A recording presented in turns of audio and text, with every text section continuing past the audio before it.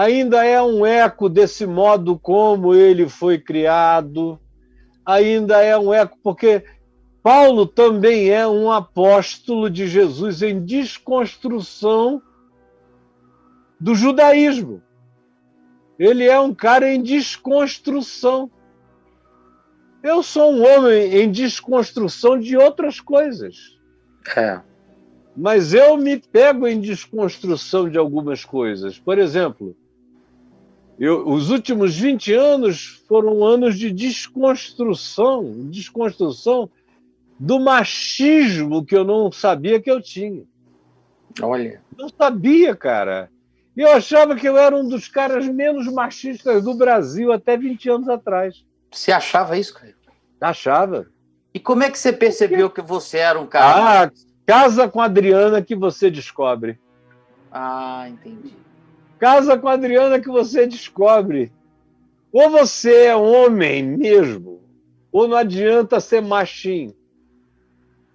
Porque ela já chegou dizendo a um cara que estava dando em cima dela, dizendo, olha, não tem condição, porque eu só vou ficar com um homem que seja mais homem do que eu. Essa da Adriana é boa. Então, o cara tem que ser mais macho do que mais homem do que eu mais mesmo. Homem, mas olha, porque...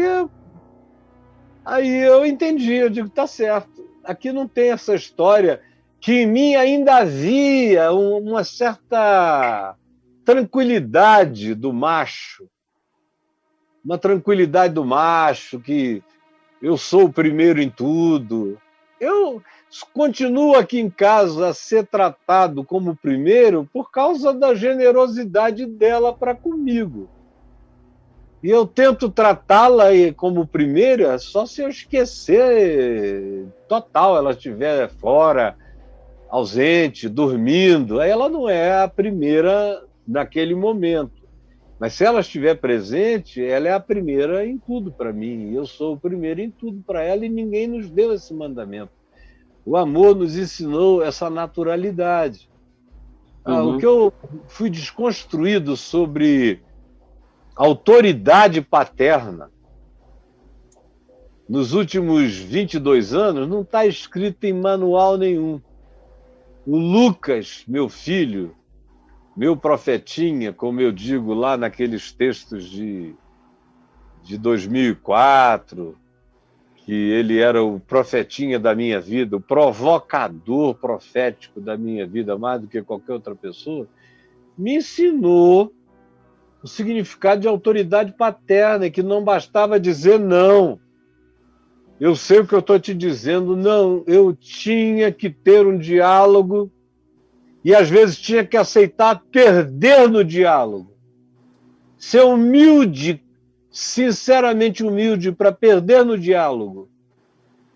E toda vez que eu perdia num diálogo e aceitava com humildade a minha perda, minha autoridade aumentava. Eu fui descobrindo isso. E aí, quando eu dizia qualquer outra coisa, ele já estava com o coração aberto, porque ele sabia que eu era um cara aberto para mudar em tudo.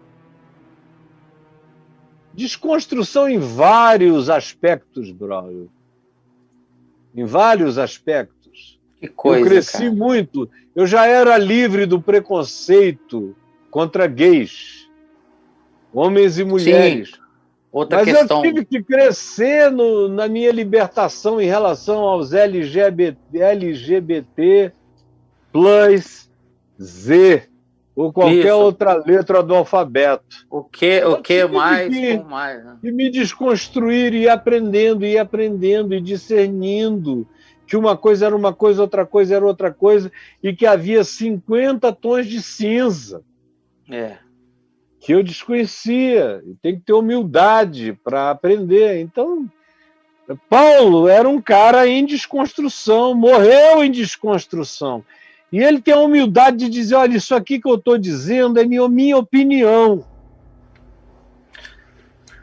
Ele diz isso aqui, olha, o que eu estou dizendo não é o Senhor que está mandando, não é uma revelação, é uma opinião minha. A opinião dele não era uma escritura, vinha carregada de toda a cultura judaica, Ele não caiu num paraquedas, ele não se desumbicalizou assim, plá. Ninguém fez mudanças tão radicais num espaço de curto tão grande, depois de ter sido tão condicionado durante tantos anos quanto Paulo. Mas isso não o concluiu, como ele mesmo diz, não que julguemos ter alcançado a perfeição. Ao contrário, esquecendo das coisas que para trás ficam, prosseguimos para aquelas que diante de nós estão.